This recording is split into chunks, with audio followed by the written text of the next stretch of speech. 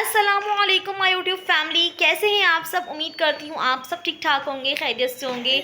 After so long मैं आप लोगों से इस तरह से बातें कर रही हूँ और आज की जो वीडियो है ना वो बहुत ज़्यादा इंटरेस्टिंग है, बहुत ज़्यादा इंपॉर्टेंट है। तो इस वीडियो को एंड तक देखिएगा। और तो जिन लोगों ने अभी तक मेरे चैनल को सब्सक्राइब नहीं किया है, काइंडली मेरे चैनल को जो है वो सब्सक्राइब कर लीजिए। और जो लोग मेरे चैनल पर न्यू हैं उन लोगों को बहुत बहुत वेलकम। प्लीज़ मेरे चैनल को इसी तरह सपोर्ट करते रहिए, शेयर कीजिए अपने फैमिलीज़ के साथ। और आज की जो टॉपिक है वो है यूट्रोजेस्टन के हवाले से। कुछ लोग जो इसे प्रोनाउंस करते हैं एट्रोजेस्टन भी, और कुछ जो बोलते हैं इसे यूट्रोजेस्टन भी।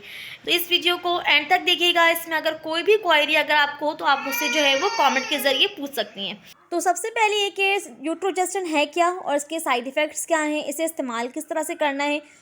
तो यूट्रोजेस्टन जो है ये एक सिंथेटिक प्रोजेस्टेरॉन हार्मोन है। जब आप फीमेल बॉडी में जो है वो प्रोजेस्टेरॉन लेवल जो है उनकी बॉडी में कम हो जाती है, तो उसको बैलेंस करने के लिए, उसको बेहतर करने के लिए जो है वो यूट्रोजेस्टन दिया जाता है। ये 200 mg में भी अवेलेबल है और साथ साथ ये 100 mg में भी अवेलेबल है। बेसिकली इसका जो काम है वो ये है कि आपके हार्मोन को ये बैलेंस करता है। अगर आपका हार्मोन इम्बैलेंस है तो इसे ये बैलेंस करेगा।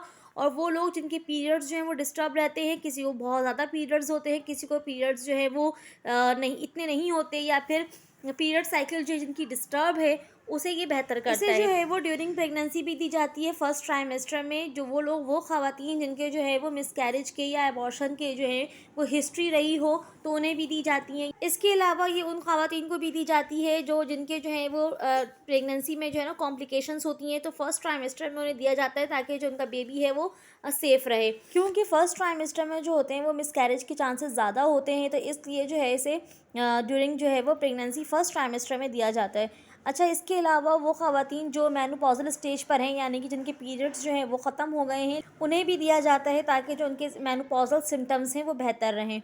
इसको लेने का तरीका जो है वो बहुत सिंपल है, लेकिन उससे पहले हम इसके साइड इफ़ेक्ट्स देख लेते हैं। अगर मैं इसके साइड इफ़ेक्ट्स की बात करूं तो आपको जो है वो मतली सा फील होगा, आपको उल्टी हो सकती है, आपको जो है वो एक्नी हो सकता है।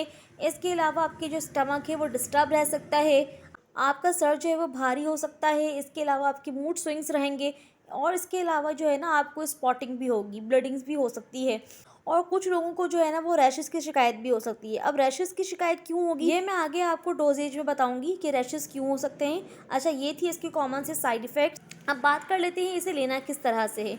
यूट्रोजेस्टन जो है वो दो तरीके से ली जाती है, एक ओरली भी ली जाती है, दूसरा जो है वो वजाइनली ली जाती है। कोई भी मेडिसिन इस्तेमाल करने से पहले जो है ना अपने डॉक्टर से मशवरा कीजिए, उसके बाद इस्तेमाल कीजिए। अगर मैं ओरली बात करूँ तो यूट्रोजेस्टन जो है वो 2 कैप्सूल्स ली जाती हैं, एक सुबह और एक रात करके।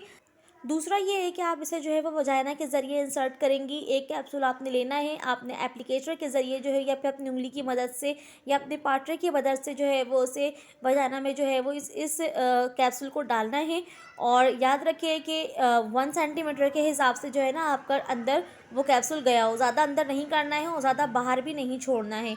बेहतर ये है कि आप इसे रात के टाइम पे करें, और उसके बाद जो है वो आपने 20-30 मिनट के लिए जो है ना बिल्कुल भी आपने उठना नहीं है, लेटे रहना है। उसके बाद आप बेशक वॉशरूम जो है आप यूज़ कर सकते हैं। अगर आप सही से इंसर्ट नहीं करेंगी तो फिर ये होगा कि वो जो मेडिसिन है वो आपके वजाइना के ज़रिए बाहर भी आएगा, और फिर उस जगह को जो है वो आपको इचिंग भी होगी, रैशेज़ भी हो सकते हैं। ये थी मेरी आज की वीडियो यूट्रोजेस्टन के हवाले से। उम्मीद है कि आपको इसमें सारी चीज़ें क्लियर हो गई होंगी।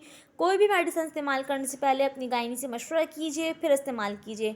अपना ख्याल रखिए, मुझे दुआओं में याद रखिए। मिलूंगी आपसे फिर न्यू टॉपिक में इंशाअल्लाह। अल्लाह हाफ़िज़।